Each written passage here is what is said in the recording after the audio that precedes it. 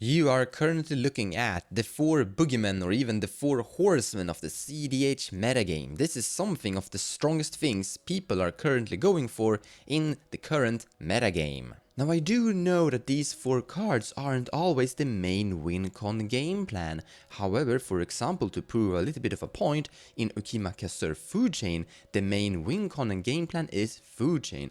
But inside that deck, you always have Fast Oracle Consultation and Ad Nauseam just because of the strong impact those cards have. And that is actually a really good example of showcasing why these cards are so powerful, because they actually synchronize with each other. There are a lot of different decks out there that run all 4 of these cards inside their deck. I guess this is one of the reasons why Grixis Kes is so heavily played. And in this video we're gonna talk about how to build according to the metagame, how to adjust to the mirror matchup, and also how to think when you're constructing a rogue meta deck.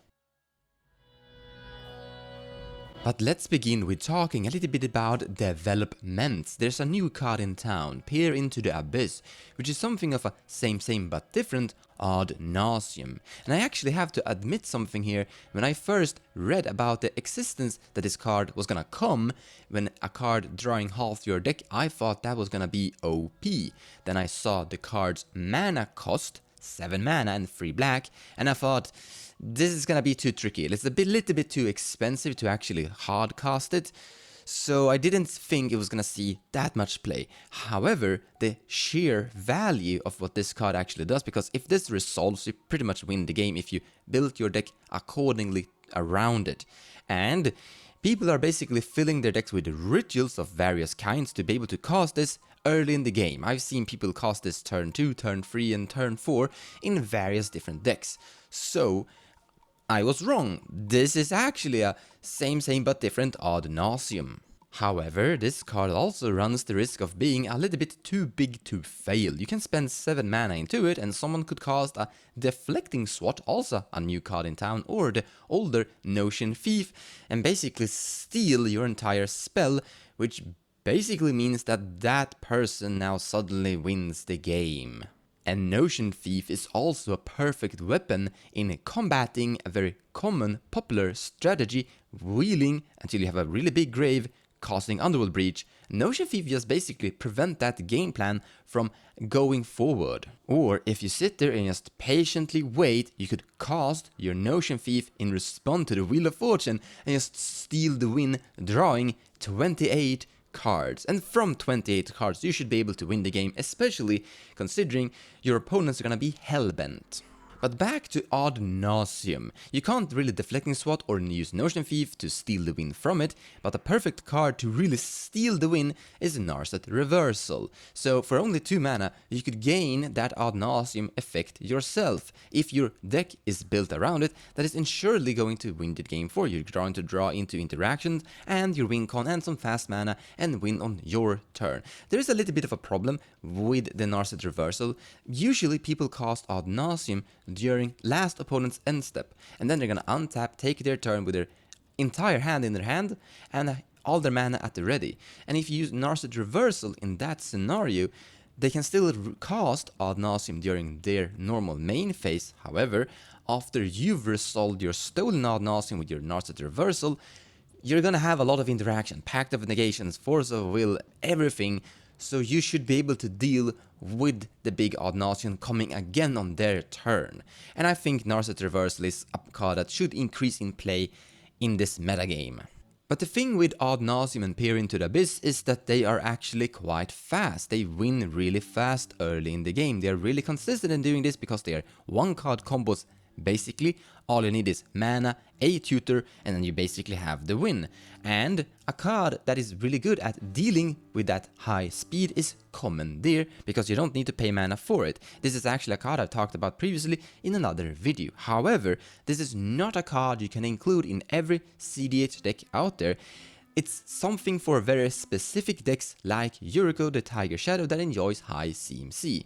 Now if you have a really high CMC deck, you stealing Ad Nauseam isn't going to win the game, but it's basically going to repay the amount of cards you lost using Commandeer to cast it. So you basically get 3 or 4 or maybe 5 cards with your Ad Nauseam, stolen Ad Nauseam that is. But I think it's time that we take a look at one of these decks that are running around with the main win con of Ad Nauseam and Peer into the Abyss. Here is Godless, tireless Pilgrim that have started to see a little bit more play now that Peer into the Abyss is viable. Okay, this actually was a deck we played before. So the trick with Godless is that on the ETB effect you find Bossei who shelters all, which is gonna make these 2 spells uncounterable, which is actually amazing. So you have a 1-card combo deck that you can protect with a Boseiju, and all you basically need is just mana and ramp, and then you have the win by just one of these 2 cards resolving.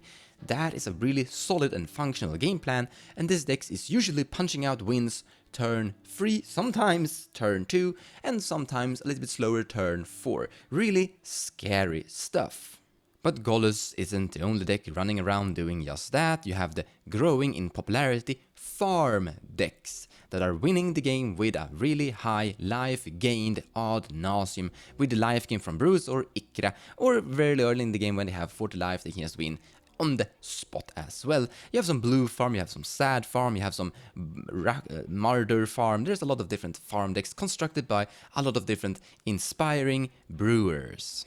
But why I wanted to talk so much about Ad Nauseam in the beginning is because if we look at Phasa's Oracle, it's just 2 CMC, and if you use Angel's Grace to draw your entire deck with Ad Nauseam, all you need is 2 fast blue mana, then cast Phasa's Oracle and win the game.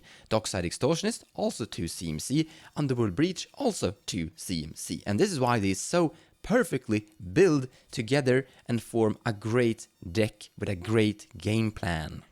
But another good example with Underworld Breach and the new combos that we're going for is that combo packages are getting so close and tight that all the cards we're forced to play are good individually on their own. Let's actually take a look at this combo because it's a little bit obscure and I've never really explained it. I've been showcasing it in a few gameplays. So with Lion's Eye Diamond and Brain Freeze and Underworld Breach, you can do the following. Cast Lion's Eye Diamond from your graveyard by exiling 3 cards, gaining 3 blue mana. Cast Brain Freeze from your graveyard, targeting yourself by exiling 3 cards. Milling 9 cards or more depending on the storm count, filling your graveyard really huge with more fuel. Recast Lion's Eye Diamond a bunch. Start casting Brain Freeze a bunch, targeting your opponents, milling them out of the game, and then all you need is a force draw somewhere in your graveyard that you can cast to basically kill them on the spot this turn. If they have an Eldrazi Titan that's gonna reshuffle their entire library, just use this instant speed force draw to kill them in response, and you basically have the win. And this is something I would like to mention by the way.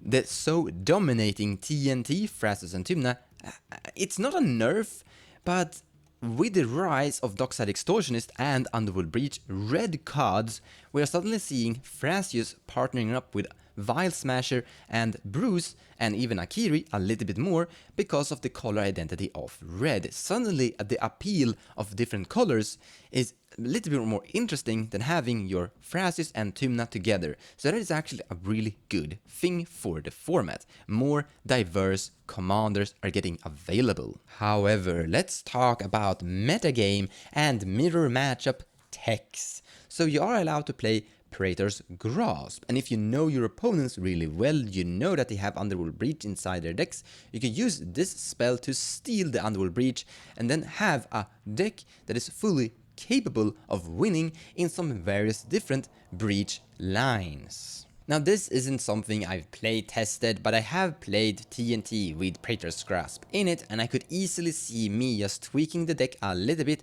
to make it capable of winning through an Underworld Breach. And this is something I'm actually planning on playtesting, and I think Praetor's Grasp is just a decent card in general, so I don't see how this is going to hurt the deck in general anyways. If we do a little bit of a summarization here and look at Underworld Breach and Ad Nauseam, we have something of non-creature spells theme here. They're all trying to win the game by casting a bunch of rituals and playing something of a storm similarity deck. Because of this, if you're building a rogue meta deck, like Meta Pod, Blood Pod that is, you should go for anti-storm cards, anti-non-creature spells, like Talia Guardian of Terabane increasing all the casting cost, and Rule of Law. These two cards are making it really hard for those Underworld Breach and Ad Nauseam win cons, because they can't cast their rituals, their fast mana, and their follow-up spells after that, and it's also delaying them from actually casting the Ad Nauseam, and that is great. You wanna delay these combos, gaining more time, because with more time you can put more Stax cards into play, making sure they don't get to do their thing. Also, I've started to include Gadok Teague inside my meta cEDH builds. For a very long time, Gadok Teague have been a useless card in cEDH, but the shift in metagame, in my opinion, suddenly makes Gadok Teague somewhat playable. He's not the best card in the entire world, but he definitely does the job. He's preventing players from casting Ad Nauseam and Peer into the Abyss perfectly. And the amount of cards that Gadok Teague are actually shutting down are starting to increase a little bit more and more. For example, Smothering Tide and Jace, Wielder of Mysteries. Now, Gadok Teague is also shutting down you from casting your Smothering Tide. For example, in my cEDH builds, I have Smothering Tide and Gadok Teague in them. However, you can go about this in a little bit of a different ways. You can cast your Smothering Tide first and then follow up with Gadok Teague after. Or if you're really scared and paranoid, cast your Gadok Teague first, and they are probably gonna remove it and then cast your Smothering Tide later. There are different ways on how you could go about it. Now, I'm not saying that you should play Gadok Teague, it's just something you could think about. He's doing something of the job depending on what you're looking for. Another great example of a Stax card that have been for a very long time quite useless, but are now being quite viable because of the printing of Thassa's Oracle and Dockside Extortionist, Torpor Orb. So if your deck don't really run these two cards or don't really care that much about Torpor Orb, then this card could definitely be something for your deck. I personally think it's something for Urza. Now, Urza got an ETB effect on him, but you could cast Urza first and then follow up and cast Torpor Orb after. And then again, gaining that construct, it's not that big of a deal. You can play quite well with your Urza deck without your construct. So Torpor Orb is something I definitely think that Urza decks should try to implement.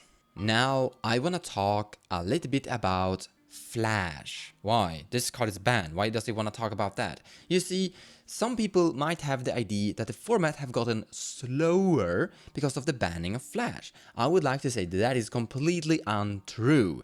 This format is really fast. People are punching out wins early in the game around turn 3, quite consistently, and sometimes turn 4. Remember that. That means that you have to be adapted still, like if this was a really fast, flashy format. People are even still capable at winning in instant speed. So in general, even though this is banned, I would like to say, don't think that this format is slower, and don't think that people can't win in instant speed anymore. You could still lose to that. So let's look at how I play the game in the current metagame with my cEDH Meta Rogue deck. Now, my win con is a tiny bit slower compared to Ad Nauseam and Underworld Breach and Thassa's Consultation combo wins. Therefore, I have to adapt and try to delay the game. I would really like to emphasize on the delay the game. You see, I'm aiming at winning somewhere turn 4, maybe turn 5, depending on my hand and depending on my opponents, where my opponents are trying to win faster, turn 3, turn 4, somewhere around that, sometimes even turn 2, that happens. And because of that, I have to do things in order to delay them. I think Talia, the Guardian of Terabane, is an amazing card at delaying my opponents, making it cost more for them to do stuff. Also, Lavinia Azorius Renegade is also great at slowing down the game, gaining more turns for me. And eventually, when I get in a prolonged game state to turn 4, my win rate increases. And actually, as the game keeps on going, the longer the game goes, my win rate still increases. What I usually do is I slow down the game, construct a board state where I can win the game without my opponents are able to interact with me, and I have definitely had some satisfying success with this. But I have also experimented a little bit just to see how important the Force of Will and Force of Negation were, playing Giganta as a companion and playing some CC decks without these two blue free to cast instant speed interactions, and I can definitely tell you that you can't be greedy in the current format at all. You have to have these really important spells because the format is just that fast, and sometimes you are desperately in need of these free to cast interactions. Therefore, I have to say that I'm a little bit skeptic about Metapod with Tana and Tymna without the access of blue. They are really good at performing some form of Stax decks, but they can't include Force of Will and Force of Negation and Pact of Negation and Mental Missteps, some really key cards in order for you to control the game in your favor. But whenever I'm playing one of the typical Ad Nauseam, Underworld Breach, Doxa Distortions and Fastos Consultation decks, I'm doing the same thing as everyone else, but I also have the package of interaction to steal the win from you with the Deflecting Sword and the Notion Thief stuff we've talked about previously in the video. And that, friends, basically concludes how I am playing inside the metagame of cEDH 2020. Thank you so much for watching, and I hope you enjoyed the video. And if you like the content on this channel in general, you might be happy to hear that I'm soon starting to reach the mark of 15,000 followers. And when I reach that mark, I'm gonna do a Q&A and live stream it on my Twitch TV. In the description below of the video, you can see a link to my Twitch TV account, and you're welcome to attend on that live stream and ask questions on it directly. Also, I'm going to edit that live stream and upload the video here on YouTube so you can watch it later if you can't attend. Also, if you have any questions to me, feel free to leave a comment below in this video where you ask that question. I will try to answer it on the live stream. Also, I have a Discord channel, and on that Discord channel there's a text channel by the name of Q&A 15K, and feel free to leave any questions at that place as well.